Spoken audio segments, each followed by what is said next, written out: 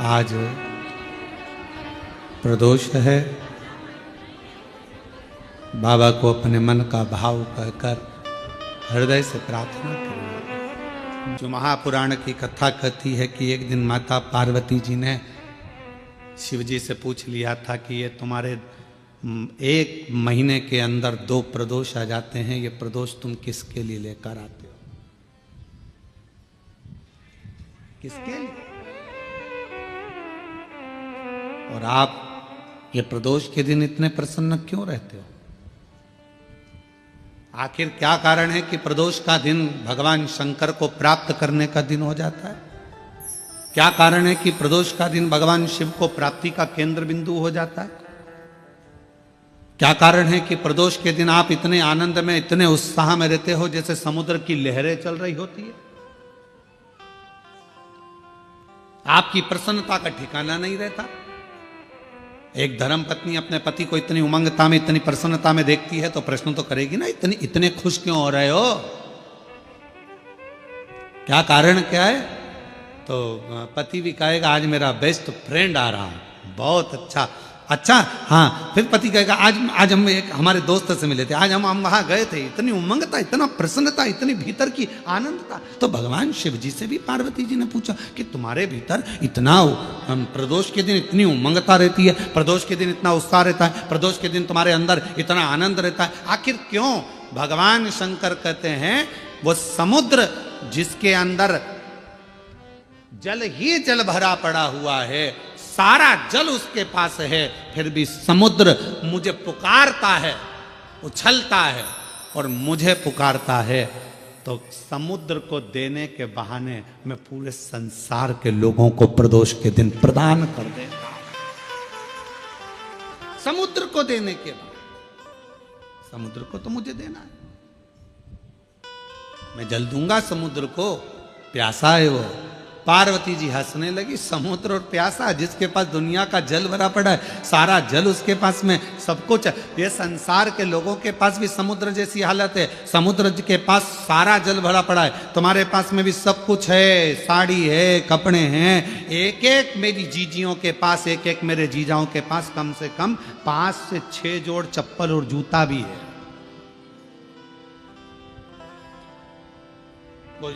जूता रखने की अलमारी भरी पड़ी है, कपड़े की अलमारी भरी पड़ी है, सारा सब कुछ है।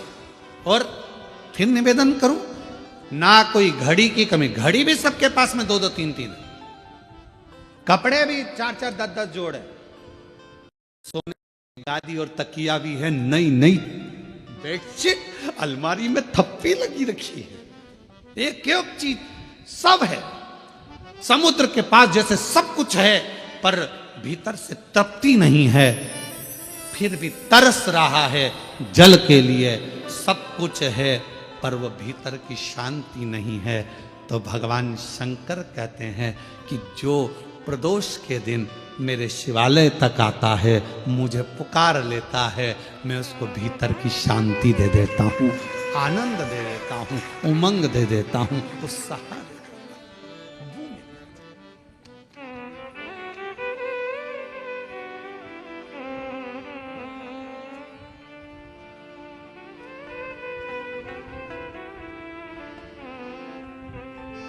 आपका मुलगा मुलगी चांगला है? अरे बोलो तो, मुलगा मुलगी दोनों चांगला है? ठीक है।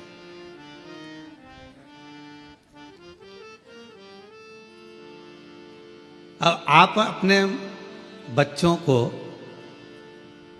सब कुछ दे रहे हो, जो मकान है तुम्हारा किसको मिलेगा? बोलते जाओ जल्दी जल्दी। बच्चों।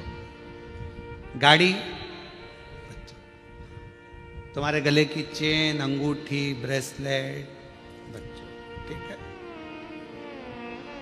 सब बच्चों को दे रहे हो, सब बच्चों को मिले। आज का बच्चा ये सोचता है कि सब कुछ मेरा है तो मुझे क्या करना है, टेंशन क्या है, संघर्ष नहीं कर पाता, बहुत परिश्रम नहीं कर पाता। जब बड़ा होता है, विवाह होता है, शादी होने के बाद थोड़ा सा टेंशन उसको आता है तो डिप्रेस हो जाता है। क्यों? हमने गाड़ी दी, बंगला दिया, धन दिया, दौलत दी, परवरिश अच्छे से करी, अच्छा कॉलेज दिया, अच्छा स्कूल दिया, अच्छी एजुकेशन दी, अच्छा डॉक्टर को दिखाया, उसको स्वस्थ रखा, सब कुछ करा, पर अपने बच्चे को हमने संघर्ष करना नहीं सिखाया। और एक दिन उसके ऊपर जवाबदारी का बोझा बढ़ा, वो डिप्रेस हो गया, किसी ने कुछ कह दिया, डिप्रेशन में आ गया। पत्नी, शादी हो गई, पत्नी आ गई, 1 महीना 2 महीना 6 महीना रही, पत्नी मायके चली गई, वो डिप्रेस हो गया। क्यों? हमने उसको परिश्रम करना नहीं सिखाया, हमने उसको ये नहीं बताया कि संसार के लोगों से लड़ना कैसे।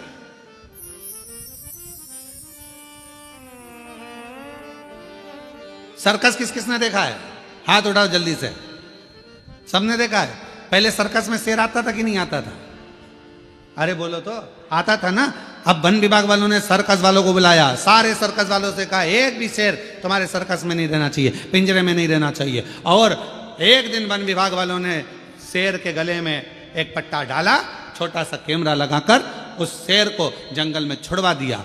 जो शेर जंगल में छोड़े गए, जैसे ही छोड़े गए, मालूम पड़ा 15-15, 20-20 कुत्तों ने मिलकर एक शेर का शिकार कर लिया, और जंगल में रहने वाले वो सारे शेर कुत्तों के शिकार से मर गए। क्यों? शेर को पिंजरे में भोजन मिलता था, शेर को पिंजरे में सारा साज मिलता था, शेर को पिंजरे में सब कुछ मिलता था, और पिंजरे में शेर बंद रहता था, निकलता था, सर्कस दिखाता था, वापिस चले जाता था। आप अपने बच्चों को सर्कस का शेर मत बनाना, नहीं तो मालूम पड़े आज की दुनिया के ना जाने कितने कुत्ते तुम्हारे बच्चे का शिकार कर जाए।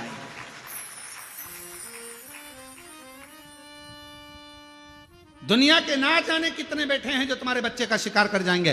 धन तुमने छोड़ा, गाड़ी तुमने छोड़ी, बंगला तुमने छोड़ा, सारा साज तुमने छोड़ा, मालूम पड़ा धीरे धीरे उन्होंने शेयर मार्केट में लगा दिया, मालूम पड़ा डब्बे में लगा दिया, सब बर्बाद कर कर एक दिन बच्चे को लाकर कंगाल कर कर छोड़ दिया। इसलिए अपने बच्चे को जंगल का शेर बनाना, सर्कस का शेर मत बना देना, नहीं तो जिंदगी बर्बाद कर लो। उसको थोड़ा सा विल पावर दो, उसको थोड़ा संघर्ष करने दो, उसको थोड़ी मेहनत करने दो, उसको थोड़ा अध्ययन करने दो, उसको थोड़ा दुकान पर जाने दो, उसको थोड़ा व्यापार करने दो।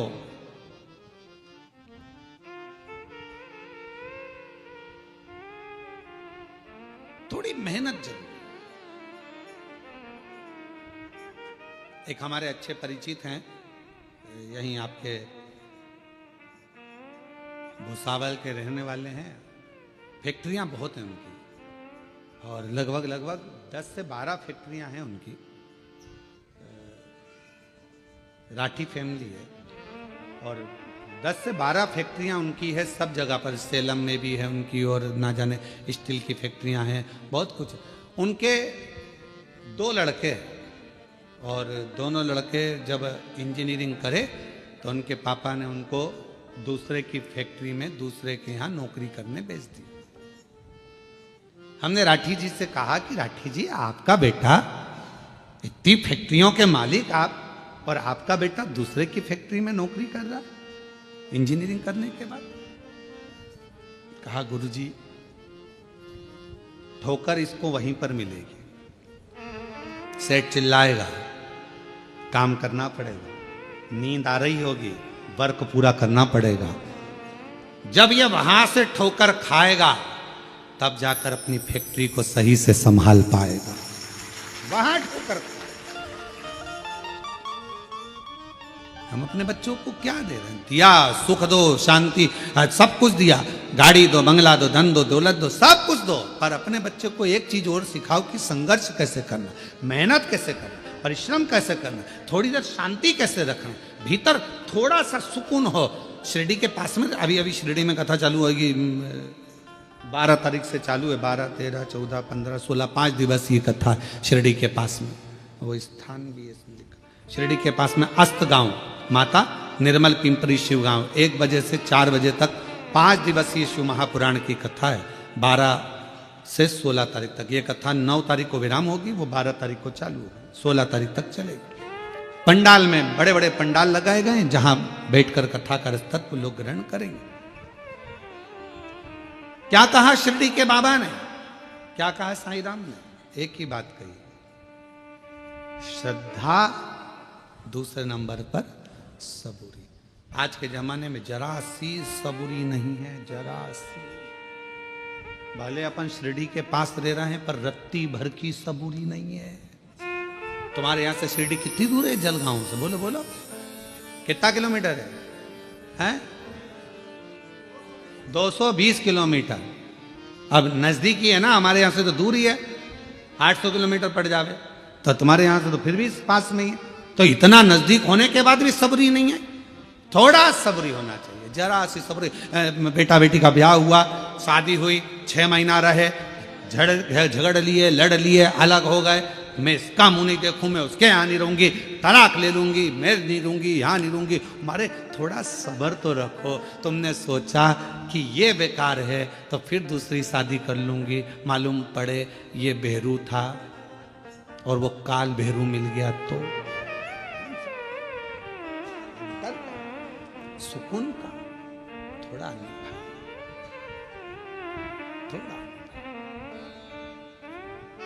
एक तो ही आधार सतगुरु, एक तो ही आधार, मिलो ना जब तुम जीवन में शांति कहाँ मिल सकती मन में। मिलो जब तक तुम जीवन में शांति कहाँ मिल सकती। और ये शांति कहाँ से मिलेगी? आपको कहीं प्राप्त नहीं। और फिर निवेदन करेंगे, आप सबके गुरु होंगे। जितने आस्था चैनल पर सुन रहे हैं, जितने फेसबुक यूट्यूब पर सुन रहे हैं, जितने कथा को श्रवण कर रहे हैं, सारी दुनिया के लोग कथा सुन रहे हैं। लाखों लोग, करोड़ों लोग इस शिव महापुराण की कथा को श्रवण कर रहे हैं। शांति, आपके कितने भी गुरु हो, किसी का भी गुरु मंत्र हो, और उसके बाद भी अगर तुम्हारे दिल को शांति नहीं मिल रही हो, तो आज से एक नियम चालू कर दो, शंकर जी के मंदिर में जाना चालू कर दो, शिव को गुरु बना लो, शांति मिलना प्रारंभ। जब तक न तुम जीवन में शांति कहाँ मिल सकती मन में। जब तक मिलो न तुम जीवन में शांति कहाँ मिल सकती मन में। और मैंने ढूंढा देश तमाम सतगुरु, एक तुम ही आधार। मैंने सब कुछ सब जगह पर देख लिया, पर शांति नहीं मिल रही, सुकून नहीं मिल रहा। धन बढ़ा, संपदा बढ़ी, सत्ता बढ़ी, सब कुछ बढ़ा,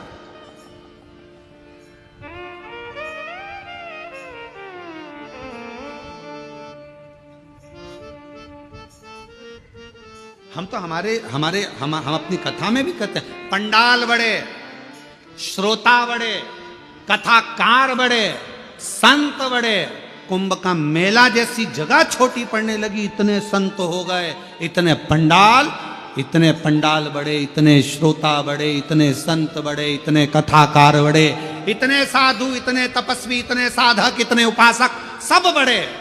पर एक चीज नहीं बढ़ पा रही है। आज भी एक चीज नहीं बढ़ पा रही है, परमात्मा के प्रति समर्पण नहीं बढ़ पा रहा। सब कुछ बढ़ रहा है, कथाकार बढ़ गए, पंडाल बढ़ गए, पब्लिक बढ़ गई, श्रोता बढ़ गए, सब कुछ बढ़ गए, मंदिर बढ़ गए, तीर्थ बढ़ गए, सब बढ़े, पर समर्पण नहीं बढ़ पा रहा। हमारा समर्पण एक जगह पर क्यों नहीं हो पा रहा?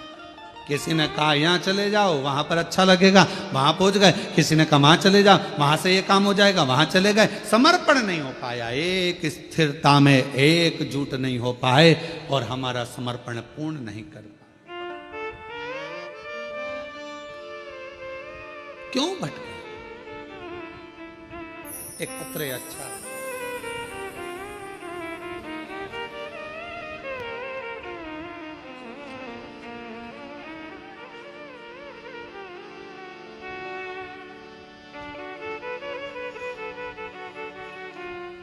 गीता मोहन शर्मा, वर्धा जिला सिद्धि रेलवे की रहने वाली हूँ।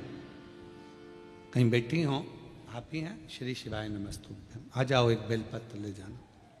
मेरे बेटे को कैंसर हुआ 2024 में। डॉक्टर ने सर्जरी का बताया, हम डर गए। कोई सार तत्व डॉक्टर के हिसाब से नजर नहीं आ रहा था। जब वो बोल रहे थे तो ऐसा लग रहा था कि अब कुछ बचा नहीं। पर मेरी बेटे को लेकर सीहोर गई, वहां प्रार्थना की, रुद्राक्ष लाई, कंकर शंकर नमन करके विनती की और मेरे बेटे को रुद्राक्ष का जल देती और बेलपत्र देती। डॉक्टर ने कहा कि सर्जरी कराना जरूरी है। आप कहते हो गुरुजी डॉक्टर शिव का एक रूप है। हम आपके वचन को मानकर शंकर के पास ही अपने बेटे को लेकर गए। सर्जरी तो हुई, पर शिव जी की ऐसी कृपा हुई कि सारी रिपोर्ट मेरे बेटे की नॉर्मल आ गई और मेरे बेटे की जान बच गई। मैं बाबा को यहां प्रणाम करता हूं, मेरे बच्चे की जान बच गई। आप कहते हो डॉक्टर शिव का एक रूप है। हम निवेदन करेंगे किसी बाबा जोगी सन्यासी आदि के पास जाने से पहले अगर बच्चा बीमार है, घर में किसी को तकलीफ है, स्वास्थ्य खराब है, सबसे पहले अपने घर के जो डॉक्टर हैं, नजदीकी डॉक्टर हैं, हॉस्पिटल है, वहां लेकर जाओ, इलाज कराओ।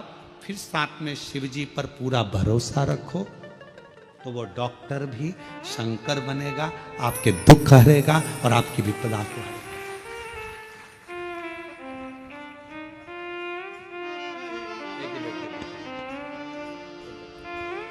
शिव शंकर गोरा शंभो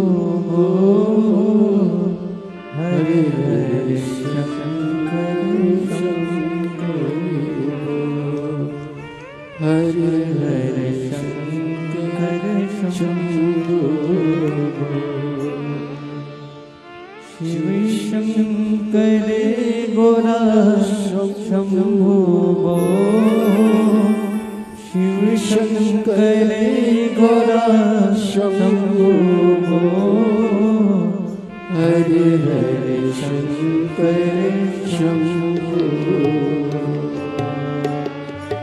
हरे हरे शंकर शंभो हरे हरे शंकर शंभो